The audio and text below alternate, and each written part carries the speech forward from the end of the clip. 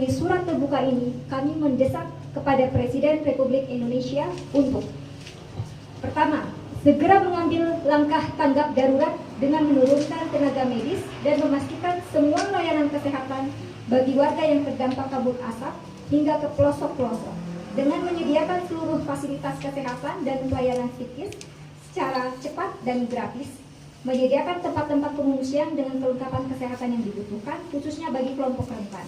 Selain itu, pasca kebakaran hutan, melakukan pemulihan kesehatan baik fisik maupun psikologis secara kontinu bagi masyarakat terdampak.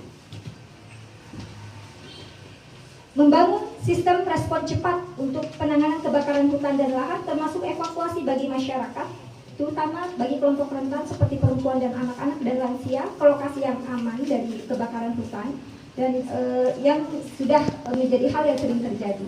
Karena itu perlu dibangun mekanisme dan sistem respon cepat bila terdeteksi adanya titik api sebelum api menjadi semakin meluas.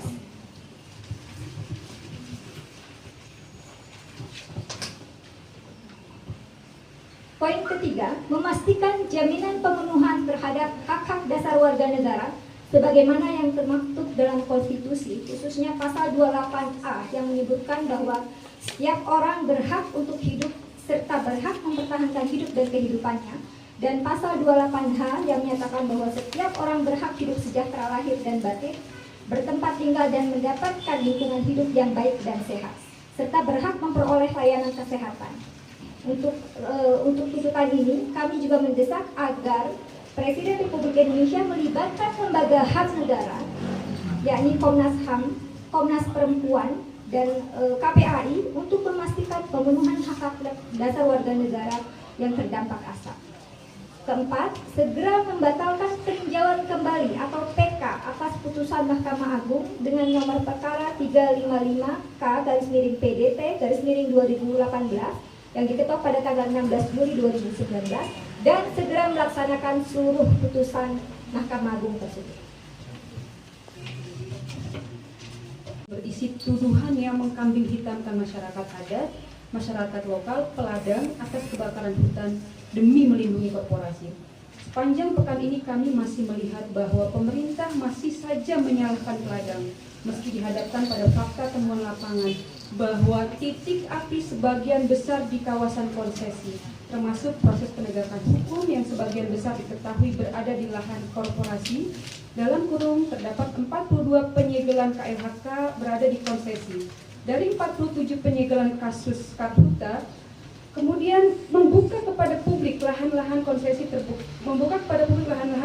terbakar beserta nama korporasi terkait sebagaimana putusan Mahkamah Agung atas gugatan citizen lawsuit dan putusan MA atas gugatan informasi publik terhadap HGU sebagaimana informasi publik.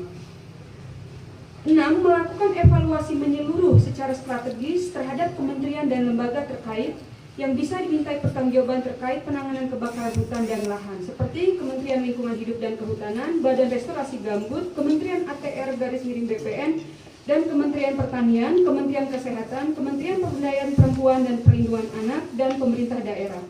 Menghentikan lempar tanggung jawab antara pemerintah pusat dan daerah yang justru semakin memperburuk penanganan asap. 7.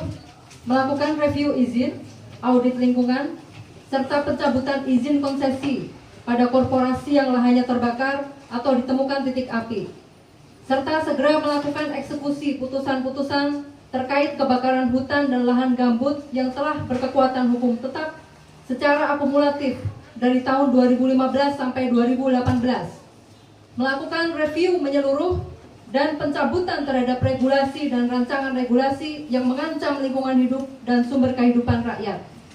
8.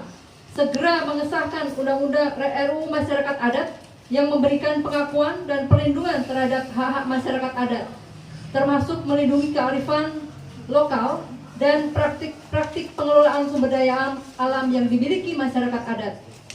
Pengesahan ini juga bagian dari upaya menghentikan pelabelan negatif selama puluhan tahun hingga hari ini dari negara terhadap masyarakat adat dalam setiap peristiwa Karhutla. 9. Segera melakukan pemulihan lingkungan hidup, sosial dan ekonomi yang berkeadilan bagi masyarakat, perempuan dan laki-laki yang terdampak dari kebakaran hutan dan lahan gambut maupun kabut asap.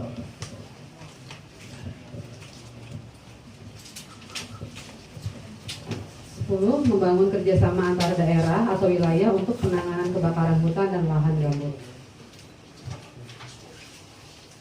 Surat terbuka ini akan kami kirimkan kepada Presiden melalui kementerian terkait, dan juga kami harapkan bantuan dari kawan-kawan jurnalis karena ini sifatnya terbuka. Tentu saja ini dapat dipublikasi secara meluas, dan kami akan menggalang dukungan yang lebih luas lagi dari masyarakat sipil, dan tentu saja kami berharap teman-teman jurnalis dapat mendukung upaya yang dilakukan oleh civil society, dan ini semua kami lakukan demi kemanusiaan dan demi keadilan.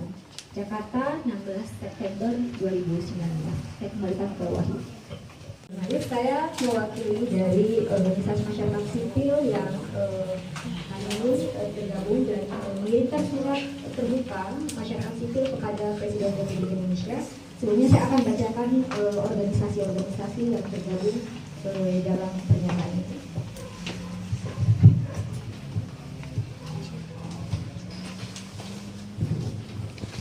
Yang pertama, Aliansi Masyarakat Adat Nusantara. Kedua, Greenpeace Indonesia. 3, Gerakan Ibu Kota. 4, Koalisi Rakyat untuk Keadilan Perikanan. 5, Konsorsium Pembaluan Agraria. 6, Komisi untuk Orang Hilang dan Tindak Kekerasan.